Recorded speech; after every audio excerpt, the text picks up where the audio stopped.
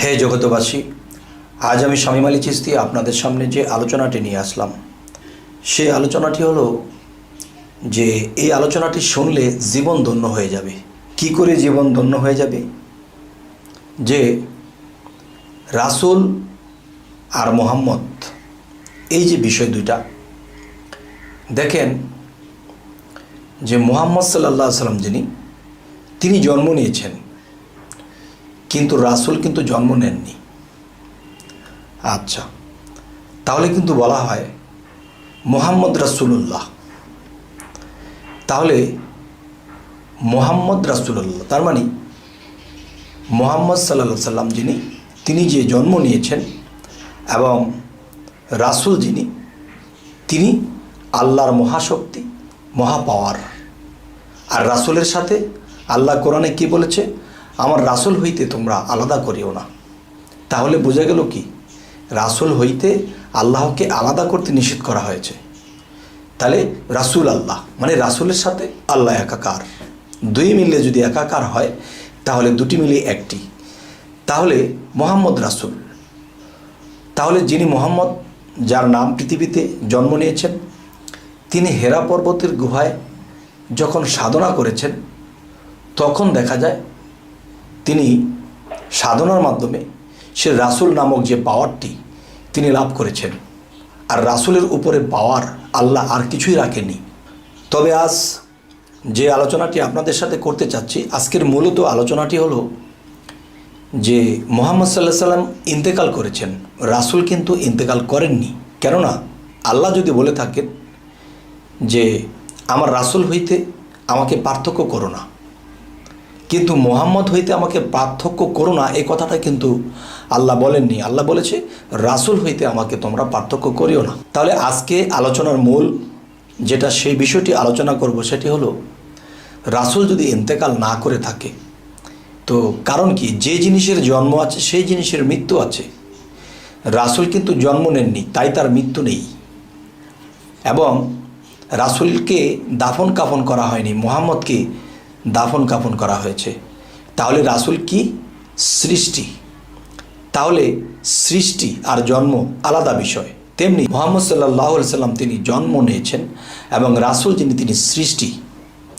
তাহলে এই কথার দিকে যদি আপনারা করেন দৃষ্টি, তো অবশ্যই আপনাদের মধ্যে আল্লাহ করে দেবেন জ্ঞান জগতের সৃষ্টি। তো এখন বিষয় হলো, রাসূলের যদি মৃত্যু না হয়ে থাকে তাহলে সেই রাসূল এখন কোথায়? শরীয়ত, তরিকত, হাকিকত, মারেফত, এর মধ্যে শরীয়ত দিয়ে যদি আমরা বিচার করতে যাই তাহলে রাসূল বর্তমান কোথায় আছে আমরা ইহকালেও আমরা এটার খবর পাবো না। তাহলে শুধু শরীয়ত যারা করবে, শুধু শরীয়তের ইবাদতে কখনোই রাসূলকে পাবে না। রাসূল কোথায়, কিভাবে আছে? আচ্ছা, একটি কথা আছে, আউয়াল, আখের, জাহের, বাতেন, এই চারো জায়গায় রাসূল আছেন। তাহলে আউয়াল শব্দের অর্থ আগে, আউয়াল অর্থ আগে ছিল, আখের পরে থাকবে, জাহের বর্তমান আছে, বাতিন গোপনেও রাসূল আছে। তাহলে আউয়াল, আখের, জাহের, বাতেন চারো জায়গায় রাসূল আছেন। তাহলে এখানে জাহেরের কথা বলা হয়েছে, জাহেরে রাসূলটা কোথায়? আচ্ছা, এবং বাতিন মানে গোপনে রাসূল কোথায়? তো এখন কথা হলো যে আউয়াল, আখের, জাহের, বাতেন চারো জায়গায় যে রাসূল আছেন, এখন কোন রাসূলের সঙ্গ ধরব এবং কোন রাসূল আমার পারকান্ডারি হবে? এখন মূলে বিষয়ে আসব যে আমি আপনি পৃথিবীতে বেঁচে আছি, আমি আপনি জাহেরে আছি, আমাকে দেখা যায়, ধরা যায়, ছোঁয়া যায়। তেমন করে বাতিনি রাসূল যিনি, তার রূপ স্বরূপ কি? মানুষের স্বরূপ। তাহলে যে জাহেরে আমার মুর্শিদ তিনি মানব স্রোত, যে তাওহীদেরই মুর্শিদ আমার মুহাম্মদের নাম। তো এখন কি বুঝবো? এখন যেটা বুঝবো সেটা হলো মুর্শিদ রূপে রাসূল আছে, জাহেরে যাকে দেখতে পাই। এবার জাহেরে রাসূলকে যখন আমি ধরব তখন আমি বাতিনের রাসূলকে লাভ করতে পারবো। বাতিনের রাসূলটা কি? সেটা মুর্শিদের মধ্যে তো আছেই, আপনার মাঝেও আছে, সেটা লুকিয়ে আছে। সেটা লুকিয়ে আছে কীরকম? যেমন আমরা দুধ খাই, বাচ্চাকালে দুধ খেয়ে বড় হয়েছি, এখনও খাই, কিন্তু এই দুধের মধ্যে ঘি কি করে লুকিয়ে আছে, মাখন কি করে লুকিয়ে আছে, ঠিক আমাদের মানব দেহের ভিতরে রাসূল যে বাতিনির রাসূল, তিনি আমাদের মধ্যে সেই দুধের মধ্যে মাখন রূপে কিংবা ঘি রূপে লুকিয়ে আছে। তো এখন আমি যে কথাটি বলতে চাইছি যে আমার মধ্যে যদি লুকিয়ে রাসূল থাকে, তাহলে তাকে আমি কি করে দেখব, কি করে পাব? আচ্ছা, এখন কি করে দেখব, কি করে পাব, সেই সাবজেক্টে একটু পরে যাই। এখন যে সাবজেক্টটি, সেটি হলো যে 1400 বছর আগে যিনি রাসূল মুহাম্মদ রূপে ছিলেন, তাহলে সেই রাসূল বেলায়েতের যুগে মুর্শিদ রূপে এলেন, এবং যারা বিশ্বাস ভক্তি করে, আল্লাহর সাধনা করে, তারা খুব নিকটেই পেলেন। সেই বাতিনের রাসূল, যে গোপনের রাসূল আপনার মধ্যে আমার মধ্যে আছে, বিশাল এক পর্দা দিয়ে আছে, তাকে বাহ্যিক চক্ষু দিয়ে আমরা দেখতেছি না। যাই হোক, দেখি না, কিন্তু অনুভব করছি আমার মধ্যে রাসূল কোথায় কিভাবে মিশ্রিত হয়ে আছে। তো একটি কথা আপনাদেরকে ইঙ্গিত করব, হযরত ঈসা আলাইহিস সালাম তিনি আল্লাহর একজন পছন্দের নবী ছিলেন, শ্রেষ্ঠ নবীদের মধ্যে তিনি একজন ছিলেন। তিনি 12 জন সাহাবাকে যখন বিদায় দেবে, তারা যখন নিকটে ছিল, তখন কিন্তু বলেছে সাহাবাগণ যে, হে ঈসা মহসী, আমাদের কোনো প্রয়োজন, আমাদের কোনো জ্ঞানের প্রয়োজন হইলে আপনার কাছে জিজ্ঞাসা করি, তখন আপনি আমাদেরকে বলে দেন, তখন আমরা সেই মতে কাজ করি। কিন্তু আমাদেরকে যেখানে পাঠিয়ে দিচ্ছেন, তখন আমাদের যদি জ্ঞানের প্রয়োজন হয়, আমাদের কোনো কিছু বোঝার প্রয়োজন হয়, তাহলে আমরা কি করে এটা বুঝব? তখন ঈসা আলাইহিস সালাম কি বলেছিলেন? তিনি বলেছিলেন, যাও, তোমাদের আত্মা তোমাদেরকে বলে দেবে। তখন ঠিকই তাই হলো, সেই আত্মা তাকে বলে দেয়, সে সেই মতে কাজ করে। তো এখন আমরা বলবো, হযরত মুহাম্মদ সাল্লাল্লাহু আলাইহি সাল্লাম যিনি জন্ম নিয়েছিলেন পৃথিবীতে, তিনি মুহাম্মদ, আর যিনি মুহাম্মদ রূপে মুহাম্মদের মধ্যে মিশেছিল, তিনি হলেন রাসূল। তাহলে সেই রাসূল বাতিনে একজন মুর্শিদের ভিতরে আছে এবং বাহিরের রূপেও আছে। এখন আমার মধ্যে সেই রাসূল চাপা খেয়ে আছে, দুধের মধ্যে মিশে আছে। আমরা শুধু দুধ খাই, আর দুধ তো শিশুদের খাদ্য। এখন দুধ খাই বলে এখন আমরা সেই রাসূলের খবর পাই না। তো আমি যে ইঙ্গিতটি করব আজকে, সেটি হলো, রাসূল আপনাকে আমাকে সর্বদা 24 ঘন্টা ভালো কাজের পরামর্শ দিচ্ছে, ভালো কাজের রাস্তা দেখাচ্ছে, কিন্তু আমরা সেটা মানি না।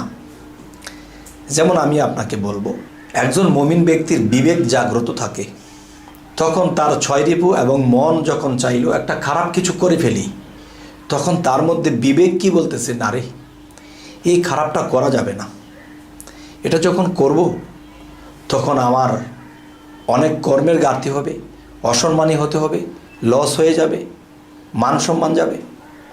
তখন 6 রিপু মনের সাথে মিশে বলতেছে, আরে করে ফেল, কি হবে? যার ভিতরে বিবেকের শক্তি কম, তখন সে সেই খারাপটি করে ফেলে। যখন সে খারাপটি করে ফেলে, তখন সে যখন আটকা পড়ে গেল, তখন সে যখন লাঞ্ছিত বঞ্চিত হলো, তখন নীরব এক জায়গায় বসে, তখন বিবেক যখন কাঁদে, তখন কি হয়, যে সেই ব্যক্তির চোখে পানির প্রকাশ দেখা যায়। তাই কে যেন কাঁদে, আমার চোখে পানি ঝরে। তাহলে কে কাঁদে? সেই রাসূল, সেই বিবেকে মিশে আছে যার। তখন বিবেকের মধ্যে বসে রাসূল যখন কাঁদে, তখন আমার চোখে পানির প্রকাশ দেখা যায়। তাই বলা হয়, যে রাসূল উম্মতি উম্মতি বলে সর্বদাই কাঁদে। সেটা কি করে কাঁদে? একজন মুর্শিদ যখন দেখে তার ভক্ত আল্লাহর পথে নেই, কুপথে চলে গেছে, খারাপ পথে চলে গেছে, তখন সেই মুর্শিদের ভিতরে যখন বিবেকে মিশ্রণ হয়ে সেই বিবেকের মধ্যে বসে যখন রাসূল কাঁদে, তখন মুর্শিদের চোখে পানির প্রভাব দেখা যায়, পানি ভাসতেছে দেখা যায়, পানি ঝরতেছে দেখা যায়। তাই বলা হয় সে যখন কাঁদে তখন আমার চোখে অশ্রু ঝরে। সে কে? সে বিবেকে মিশ্রণ হইয়া সে বাতিনের রাসূল আমাকে যখন বলেছিল এই কাজটি করিস না, এই কাজটি করলে তোমার খারাপ হবে, পাপ হবে, তুমি লাঞ্ছিত বঞ্চিত হবা, কিন্তু ছয় রিপু এবং মনের চাহিদা পূরণের জন্য আমি সেটি করে ফেলেছি। কেন?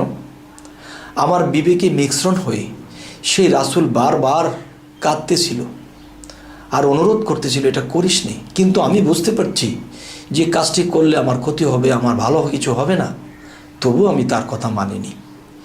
তাই বলা হয় হাদিসগুলোতে ক্লিয়ার করে কথাগুলো বলেনি যে রাসূল কিয়ামত পর্যন্ত কাঁদবে। আমাদের জন্ম হইতে মৃত্যু পর্যন্ত, যেদিন আমার মৃত্যু হবে সেদিনই আমার কিয়ামত, তাকে রোজ কিয়ামত বলা হয়। তো ততদিন পর্যন্ত আমার বিবেকে মিশে রাসূল কেঁদে কেঁদে বলে এটা করিস না, সেটা করিস না, করলে তোমার শাফায়াত আমি করতে পারবো না। তখন কি হয়? তখন আমি খারাপটাই করে ফেলেছি। তখন রাসূল যখন কাঁদে বিবেকে মিশে, তখন আমার চোখে পানি ঝরে আর বলি কেন এটা করলাম? আমার মন এটা চেয়েছিল করতে, আমার বিবেক তো নিষেধ করেছিল। তাহলে বোঝা গেল কি?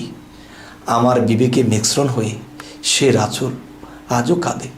হে জগৎবাসী, আজকের পর থেকে আমরা মনের কথায় কাজ করব না, আমরা বিবেকের কথায়, সূক্ষ্ম জ্ঞানের কথায় কাজ করব। তবেই আমরা সেই রাসূলের শাফায়াত পেয়ে যাব, আমরা একদিন পরপারে পার হয়ে যেতে পারব। তবে হে জগৎবাসী, আজকের এই আলোচনা এই জন্যই করলাম যে মন বড় বেহায়া, মন ছয় রিপুর সাথে সবসময় তাল মিলায়।